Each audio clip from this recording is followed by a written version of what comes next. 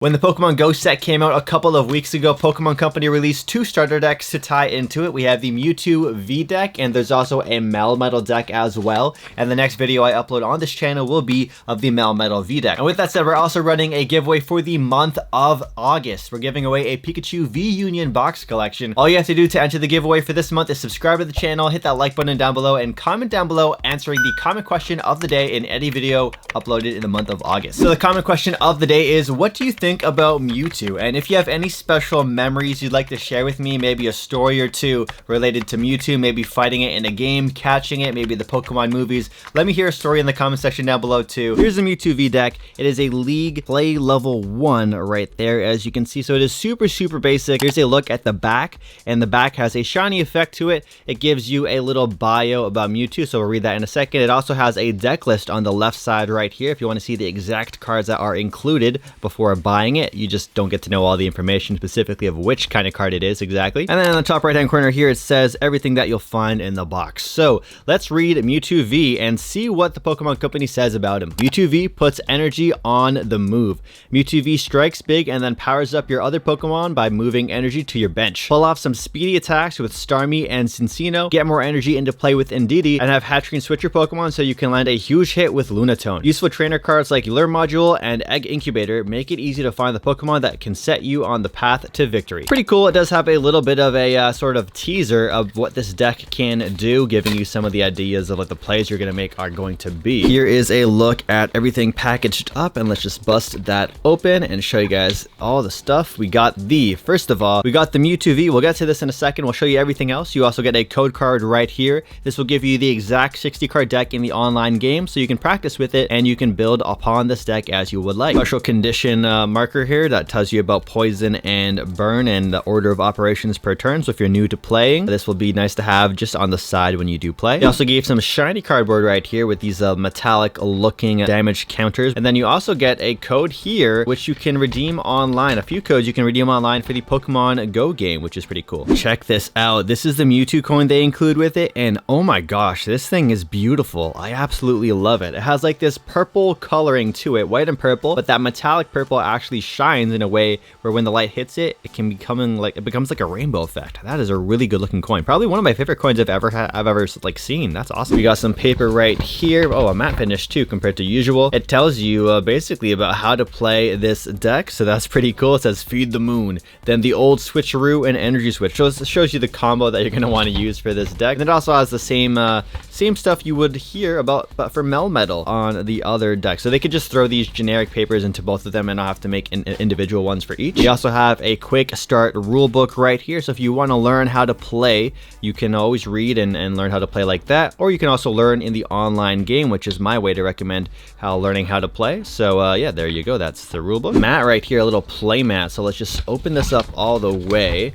And on one side, it actually is a poster. So if you want to have this on your wall, you got Mewtwo, you got Melmetal squaring it up, and then on the other side you get the Mewtwo playmat, and that has the order of operations right there as well. All right, let's get to what you guys came here for, the Pokemon cards. We got Mewtwo V, and then this is also the deck box that is included with the deck. The crappy thing is about these deck boxes is once you sleeve them up like you're supposed to protect your cards, they no longer fit inside of these deck boxes. So it's kind of cool, but honestly, none of the cards in this box are incredibly expensive. This would be the most expensive card, the Mewtwo V. Let's take the cards out, and I'll put them to the side right here.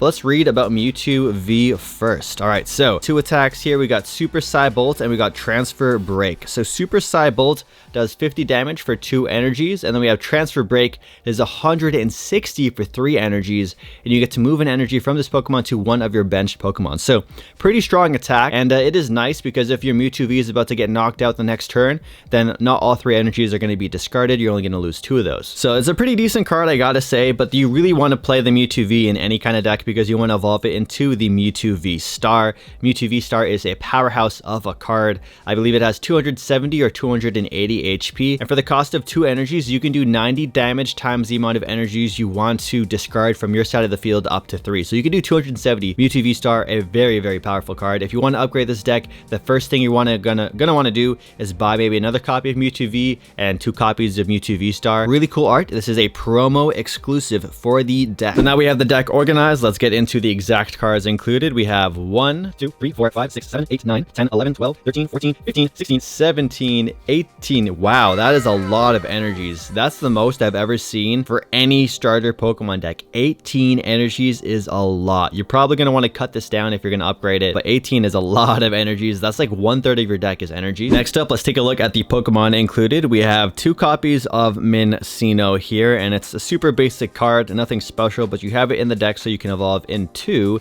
the Cinccino right here. 2 copies of Indeedee. We have 2 attacks here, Helping Hand and Psychic. The first attack says search your deck for a basic energy card and attach it to one of your benched Pokemon, then shuffle your deck. So you can power up this Pokemon and power up potentially your Mewtwo or something on your bench. This deck is all about powering up your bench before going into some big attacks. And then the second attack is Psychic. It does 20 damage plus 20 damage more for each energy attached to your opponent's active Pokemon. So if your opponent has attacks that require a lot of energies, this card is great to punish those kinds of Pokemon. 2 copies of Lunatone right here, and Lunatone Solrock has become a really popular deck. So you might want to look into that as well. It's a budget-friendly starter deck. Just search it up on YouTube, Lunatone Solrock deck. We have the attack Moonkinesis, which is the main reason to use this card. It says it does 30 damage plus 30 more damage for each psychic energy attached to this Pokemon. So if they're all psychic energy, you're hitting for 120 damage for those 3 energies right there. It's a pretty good attack if you can accelerate your energies onto your Pokemon. A really good Pokemon to power up and go in for some big swing. 3 copies of Staryu, and you might be like, whoa, what? Staryu? Water Pokemon in a Mewtwo V deck. However, it is just here so you can evolve into the 2 copies of Starmie that they have included here. Same attack as the other Pokemon, Psychic. However, this time it is 1 energy cost, does 10 damage, and then 30 for each energy attached to your opponent's active Pokemon. 3 copies of Hachiana. This is the version from Chilling Reign, which is surprising because they actually gave us the Hatchrim right here.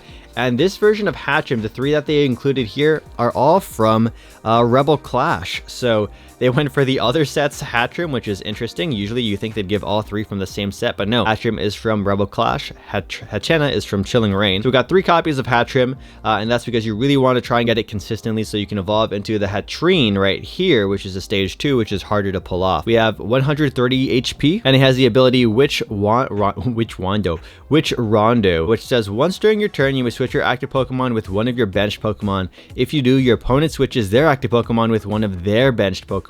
So you basically get to switch into the Pokemon you want to attack with for free just by having this Pokemon out. However, the downside is your opponent's going to get to choose which Pokemon is in their active slot as well. So it's kind of like an escape route. However, you pick first and then they pick after. So we have the attack here, which is the main draw for this card. We got Psychic. It does 30 damage plus 50 damage for each energy attached to your opponent's active Pokemon. Next up, let's get to the trainers, which is going to be the engine that this deck runs on. 2 copies of Shauna right here. Shuffle your hand into your deck and then draw 5 cards. Pretty standard supporter card.